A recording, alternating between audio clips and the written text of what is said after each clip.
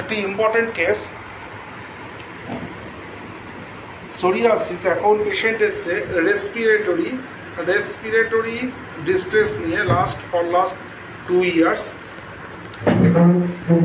পেশেন্টটি respiratory distress, আমিও কি ওনাকে সোরাইনাম 0/1 অ্যান্ড 0/2 মাত্র দুটো পোটেন্সি দিয়েছি। প্রথম 0/1টা আলাদা করে লিখতে হয়েছে। 0/1টা প্রথম ফার্স্ট ডে উনি খাবেন প্রতিদিন একবার করে ঝাঁকিয়ে, তারপর 15 দিন গ্যাপ, তারপর 15 দিন পরে 0/2 15 দিন খাবেন, তারপর 15 দিন গ্যাপ, তারপর আমার কাছে আবার দেখাতে আসবেন, অর্থাৎ 2 মাস পরে। পেশেন্টটি রেসপিরেটরি ডিস্ট্রেস কেন হলো, তার হিস্ট্রিতে রয়েছে সোরিয়াসিস, আচ্ছা সিবিএ, malaria, typhoid, jaundice, tendency to take cold, family হিস্ট্রিতে টিবি, অ্যাজমা, ক্যান্সার সবই আছে।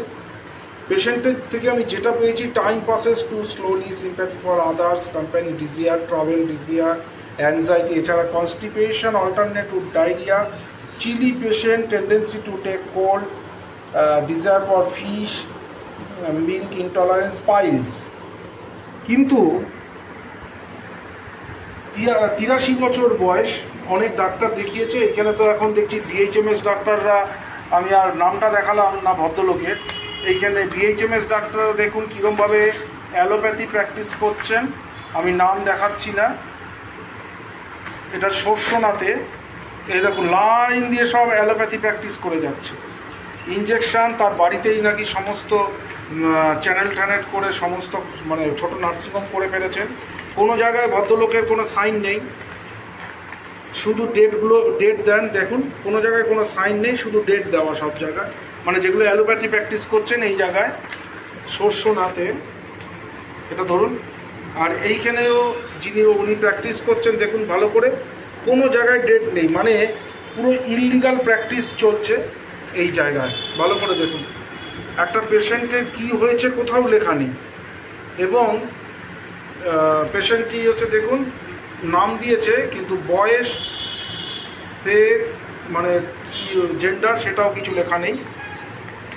নিন, এরপরে অ্যালোপ্যাথি ডাক্তারবাবুও দেখিয়েছেন। এই যে এখানে চিরকুটের মতো সব প্রেসক্রিপশান, এই যে প্রেসক্রিপশানের সাইজ দেখুন, এইখান থেকে নাম দেখাবো না ডাক্তারবাবু, এইখান থেকে প্রেসক্রিপশান শুরু আর এখানে শেষ, পেছনেও তাই। দেখুন কয়টুকু প্রেসক্রিপশানের সাইজ দেখুন, এই হচ্ছে প্রেসক্রিপশান, ছোট্ট একখানা প্রেসক্রিপশান। যথারীতি যত সাপ্রেসিভগুলো দিয়ে গেছেন। এইখানেও একজন ডাক্তারবাবু রয়েছেন, উনিও হোমিওপ্যাথি ডাক্তারবাবু, দাদা গুচ্ছের কিছু মেডিসিন দিয়ে গেছেন। তবে মেডিসিনগুলো খারাপ উনি প্রেসক্রাইব করেন, তবে বারবার উনি মেডিসিন চেঞ্জ করে গেছেন। ব্রিমস্টোন, তারপর ডিসেন্ট্রির জন্য আলাদা করে দিয়েছে, উনি বেশি দিন দেখেননি। তারপর আর্সায়োড 6 দুবার দিয়েছেন, ব্রিমস্টোন একবার, আর হেলোডার্মা অ্যান্টি ডিসেন্ট্রিকা দিয়েছে। এগুলো দিয়েছে আর কি, মাদার টিংচার দিয়েছে। মানে সব জায়গায় এটা চলছে, কারণ উনি তো দোকানে বসেন, দোকানে সেল করতে হয়, এই জন্য তো 100 ml 200 ml করে দিয়ে দিচ্ছে দোকানে সেল বাড়ানোর জন্য। এইখানেও একজন ডাক্তারবাবুকে দেখিয়েছেন, উনি আবার হোমিওপ্যাথির প্রতি একটুখানি মানে আর কি দুর্বল, হোমিওপ্যাথি বারবার দেখিয়েছেন। এখানেও কিছু দিয়েছে কি, লাইকো, সিপিলিনাম 1M 1D, সিপিলিনাম, সরিনাম কখনোই তো দেয়নি, আপনি বললেন দিয়েছে, এই তো সিপিলিনাম কি করতে দিয়েছে কে জানে, কোথায়, ওখানে একটাই আছে ডোজ, ওখানে দেখেছি। এখানে দেখুন কিছু সালফার টালফার কিছু দেওয়া আছে, ওই একটাই ডোজ দেওয়া, একটা ডোজ 0/1। আর আপনি বললেন যে 1 2 3 4 সব দিয়ে দিয়েছে, কোথায়, আমি তো চোখে দেখতে পেলাম না। এখানে graphites, arsenic alba, pulsatilla, sulphur, আর এটা কি ক্যাসিয়া মাদার, গ্লিসারিন, বাপরে বাপ, অবস্থা বুঝি, মানে কি বিজনেস।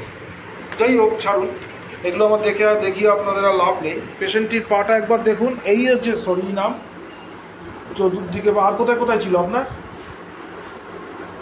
এইখানে সব জায়গায় ভর্তি ছিল। এখন হচ্ছে ভদ্রলোকের বুকে কষ্ট, তাই তো, বুকে কষ্ট, আর বুকে শ্বাসকষ্ট হচ্ছে, বুডিকট নিচ্ছে, অ্যাস্টালিন নিচ্ছে। ভালো করে গলাটা দেখুন, আপনি করুন, কন্টিনিউ দেখুন, গলা করে যাচ্ছে, মানে নিঃশ্বাসে কষ্ট হচ্ছে, আর বুক এরকম মুখ কন্টিনিউ নিঃশ্বাস নিয়ে আপনার মুখ দেখাবো না, আপনাকে এরকম কন্টিনিউ শ্বাসকষ্টের একটা ডিস্ট্রেস চলে আসে।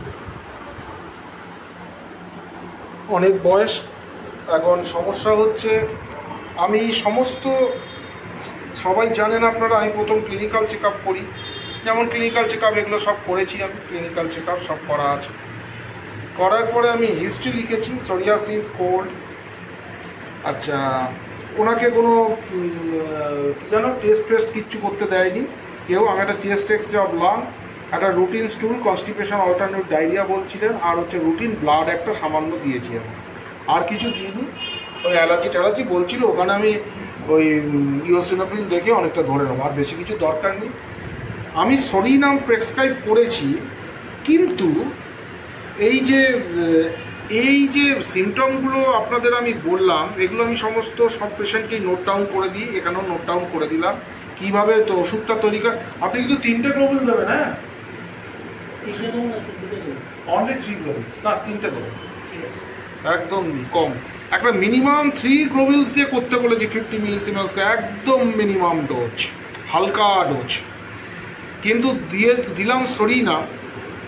তার কারণটা হচ্ছে এর eliminating symptoms, suppression of psoriasis or skin disease, এরা সাপ্রেশন হয়ে আলটিমেটলি ওই অ্যাজমা বা রেসপিরেটরি ডিস্ট্রেস দাঁড়িয়েছে।